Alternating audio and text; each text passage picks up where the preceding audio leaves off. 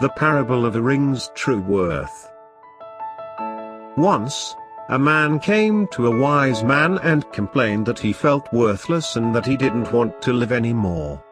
He said that everyone around him said that he was a failure and a fool, and he begged the wise man to help him. After a quick glance, the wise man hurriedly turned down his plea, explaining that he had an urgent matter to take care of.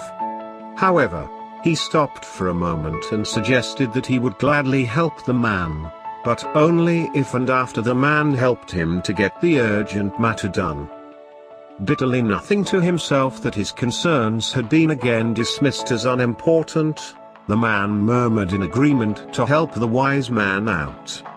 Satisfied with the man's response, the wise man took off from his finger a small ring with a beautiful gem. The wise man explained to the man that he had to sell his ring as soon as possible to pay off a debt, and instructed him to take a horse and go to the market to sell it. He asked to try to get as much as he could for it, and no matter what, not to agree to anything less than a gold coin. The man took the ring and rode away. Once at the market, he started offering the ring to every merchant he came across. They were interested in the ring, but as soon as they heard that he offered it for at least a gold coin, they lost all interest in it. Some simply turned away, and others even laughed in his face.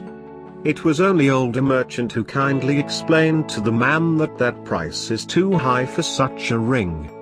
He told the man that the ring was simply not worth so much, and that the most he could get for it was a silver coin, or some bronze.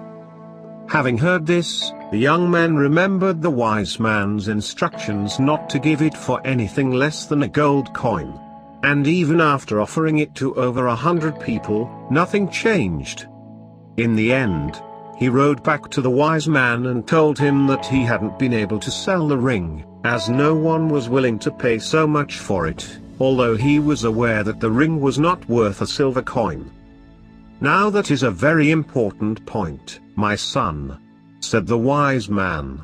"Before trying to sell a ring, you should find out what it's worth. And who can know that better than a jeweler?" The wise man instructed the young man to go to the jeweler this time and ask him what he would offer for the ring. He added that no matter what the jeweler said, he was not to sell the ring, but come back to him right away. The young man swiftly rode to the jeweler and asked about the ring's worth. After carefully examining the ring and weighing it on a scale, the jeweler turned to the young man. "Tell your master that right now I can't give him more than 58 coins. But if he gives me some time, I'll buy it for 70, to compensate for a wait." The young man was shocked. 70 gold coins. He laughed, thanked the jeweler, and headed back to the wise man. The wise man listened to the young man describing what had happened and looked him in the eyes. "Remember this, my son.